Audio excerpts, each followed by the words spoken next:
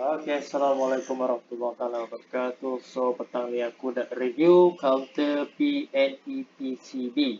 Okay, sebab apa aku nak review counter ni agak popular juga. Okay, dalam seminggu dua ni, okay, PNE PCB antara counter yang berada dalam top volume. Okay, so aku nak tengok, okay, sama ada counter ni ada potensi atau tidak. So sebelum tu kita kena tengok dulu PNE PCB itu syarikat apa? Sebenarnya Precision Engineering Manufacturing. So syarikat lebih kepada engineer. So kita orang boleh tengok servis dia apa. Okay, so servis lebih kepada elektronik, bahan-bahan elektronik, bahan-bahan skirt. Okay, so tengok sikit laman web dia. Kalau kita tengok our product carbon board, double side board, so lebih kepada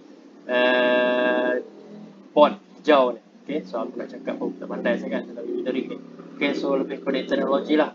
Okay, syarikat teknologi. So korang boleh tengok dia punya apa cakap, dia punya laman web dia. Okay, so laman web agak lama ya, 2016. Okay, so mungkin maklumat tidak banyak maklumat penting, okay, yang mereka nak masukkan. Okay, so kita tengok pada hari ini PNE PCB ini okay, mempunyai 262 juta. Okay, 262 juta volume. Okay, so kalau kita tengok ni, okay, ada gap down dekat sini. Okay, ada sesuatu yang terjadi, okay, pada saham ni. Okay, pada harga lebih kurang RM1.22 dia jatuh, okay, sehingga jadi 60 sen macam tu, 60-66 sen macam tu. So mungkin consolidate, okay, mungkin berlaku consolidation. So kita akan start, okay, buat kajian daripada November 19 nanti. Okay, alright, so kita tengok sikit fundamental volume 262 juta dengan pembelian 3 juta dan penjualan 555,000. Okay, so agak banyak sebenarnya volume dia. Okay, antara yang tertinggi dalam seminggu dalam seminggu ni lah. Okay, agak tinggi juga. Right, so kalau kita tengok quarter report untuk syarikat ni, okay, syarikat ni dari segi quarter report, okay, dah mula start buat keuntungan. Maksudnya 6,000 saja. Okay, so 6,000 keuntungan agak kurang meyakinkan. Okay, walaupun dia mencatatkan keuntungan 6,000. Okay, tapi apa yang paling penting dia mula start, okay, cuba membuat keuntungan. Okay, kalau kita tengok revenue dia semakin bertambah daripada 13.3 juta, 16.1 dah jadi 20.6 juta. So dari syarikat mungkin mahu membuat pemulihan dalam proses pemulihan. So kalau kita tengok annual sikit, alright, annual untuk PNE PCB, okay, alright. So syarikat masih lagi rugi 1.2 juta. Okay, so revenue makin menurun. Okay, tapi kita kena tengok quarter report dia. Kalau kita tengok quarter report, okay, revenue naik okay, mungkin berlaku pemulihan untuk syarikat ni. Okay, dan start mula buat keuntungan. So itu dari segi sedikit tentang dia punya fundamental. Nak kata okay, belum meyakinkan lagi sebab keuntungan tak berapa banyak 6,000 saja keuntungan dia. Okay, tapi based on the peningkatan revenue mungkin syarikat mula untuk grow dengan baik mula grow dengan baik. So kita tengok technical chart. Right, untuk technical chart kita akan start daripada daripada di consolidate. Okay, tak selaku di consolidate ni. Okay, daripada November 19. Okay, kalau kita tengok chart November 19 ni consolidate. Sekejap. Alright, 2016. Kita ambil daripada sekejap. Okay.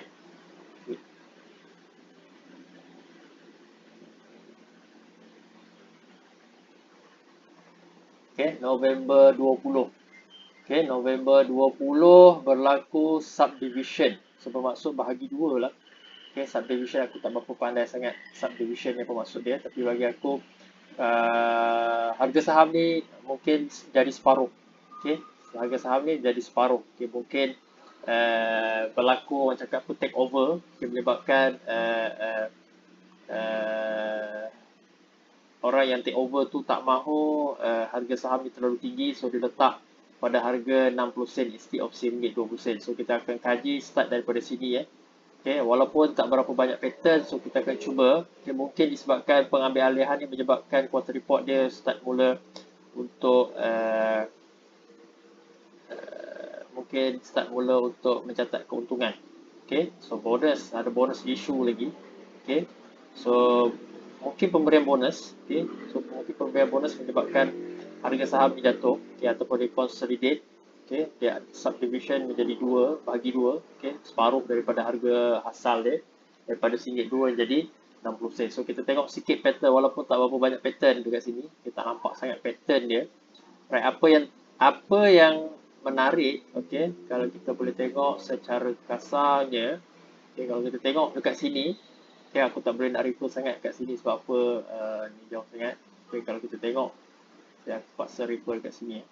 Okay, kalau kita tengok, dia dah jatuh pada harga 51 sen, which is antara harga, okay, dia cuba mencari kembali, okay, resistance lama dia. Okay, pada 49, boleh aku cakap 49 sen setengah. Okay, so itu adalah terpetanda bahawa saham ni ada potensi untuk naik. Okay, so dia akan repeat balik sejarah sebenarnya. Okay, dia akan repeat balik sejarah. Okay, aku tak boleh refer yang ini aku terpaksa refer yang ini. Okay, so kalau kita tengok secara kasarnya, okay, ini harga dalam 50 sen. Okay, ini resistance yang lama dia pada 49 sen setengah. So dia sekarang ni harga, okay, sudah kembali kepada RBS dia di bahagian sini. Okay, so dia dah kembali pada RBS 49 sen kan. Okay, so kalau kita tengok, ni adalah RBS dahulu dia. Alright, ni RBS dahulu dia ataupun resistance lama dia dah menjadi support. So bermaksud kalau dia cecah 49 sen setengah, dia ada potensi besar untuk dia naik. So itu salah satu psikologi lah untuk pergerakan saham. Okay, apabila dia menjumpai RBS, okay, selalunya okay, counter akan melantun, okay, akan naik kembali. Okay, especially ataupun terutamanya adalah RBS yang lama dulu. Okay, dia pernah sampai, okay, kalau kita tengok sejarah dia, okay, dia pernah sampai 49 sen, 49 sen setengah tu. So bila dah sampai kembali, dia ada potensi untuk rebound back. Okay, kalau kita tengok, dia ada buat rebound back. Okay, so kita tengok okay, dia kalau kita tengok bila dia membentuk doji dekat sini, okay, dan membentuk satu candle hijau dekat sini, potensi untuk naik, okay, adalah amat tinggi.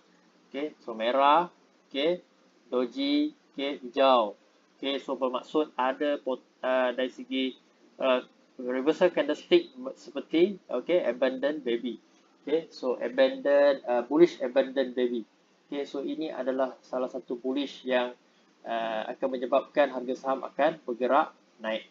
Okay, so dia bergerak naik dan dibuat sementara correction. Okay, so counter ni sebenarnya, okay, kalau dia nak bergerak lagi tinggi, dia kena melepasi, okay, dia kena melepasi harga saham pada, okay, lebih kurang pada 60 sen. Okay, so kita ambil resistance, okay, next resistance, okay, pada, okay, sebenarnya dia dah melepasi resistance dia dulu okay, pada 56 sen setengah ni, okay, dia dah break, okay, ada resistance dan dia kembali kepada resistance become support dia iaitu 56 sen setengah. Okay, dan dia membuat rebound dengan satu volume yang amat tinggi. So kita tengok ni volume yang amat tinggi. So sebenarnya okay, kalau korang pandai lah, okay, kalau based on the candlestick reversal, kita dah tahu dia ada potensi untuk reversal. Okay, since dia lepas saja dia punya resistance pada 56 sen setengah ni, okay, alright. Okay, dia ada potensi untuk rebound back. Kalau kita tengok okay, dia jatuh, okay, paling rendah okay, pada 55 sen. Okay, 55 sen. Okay, kalau korang sabar lagi, sebenarnya ini mungkin disebabkan sentimen politik dahulu menyebabkan dia dia turun lebih daripada RBS dia. Okay, tapi since dia tak jatuh sehingga 49 sen setengah, still okay lah. Okay, kena bertahan. Okay, itu sebab yang penting is money management. Kita kena tahu mana kita nak keluar. Okay, apa-apa yang terjadi. Okay, so lepas dia sampai ke 55 sen ni dia rebound back sehingga ketinggian pada 85 sen. Okay, so itu adalah satu harga yang amat besar. Kita tengok candle hijau yang amat besar tegak dekat sini. Okay, sebelum dia buat, ini adalah selling pressure yang amat tinggi. Selling pressure yang amat tinggi. Kan sekarang ni dia cuba balik untuk test. Dia cuba balik untuk kembali kepada support dia yang lama. 49 sen setengah. So adakah ada potensi untuk counter dia naik, bergerak naik? So bagi aku ada potensi sebab apa sekarang ni dia berada sudah hampir kepada dia punya support paling lama 49 sen setengah. So kalau bagi aku kalau ikutkan nak kata guna indikator tak boleh guna indikator.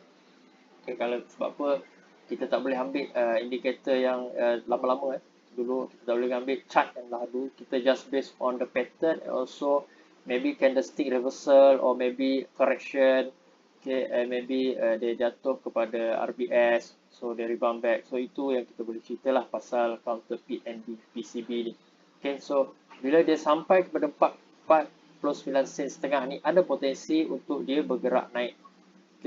Adakah kalau dia nak bergerak naik lagi tinggi dia kena melepasi ini. Beberapa resisten 56 sen setengah dan 60 sen. So kalau dia lepas dua resisten dia akan bergerak naik. Tapi bagi aku rasa dia akan bergerak secara sideways. So sideways. Right, seperti apa yang terjadi pada kawasan ni. So berkemungkinan dia akan bergerak secara sideways. So itu pandangan aku lah. So pandangan aku sebab apa lepas dia naik right pada 80 sen dia agak tinggi sebelum dia buat penurunan yang agak besar dekat sini, dipanggil selling pressure. Sekarang dia cuba cecah kembali support dia paling rendah 49 sen. Dia kena bertahan 49 sen setengah ni.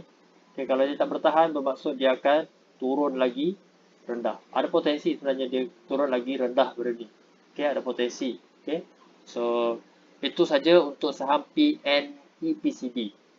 So aku tak guna indikator sebab apa saham ni buat subdivision menyebabkan harga saham dia dia punya gap terlalu besar menyebabkan susah untuk aku guna indikator.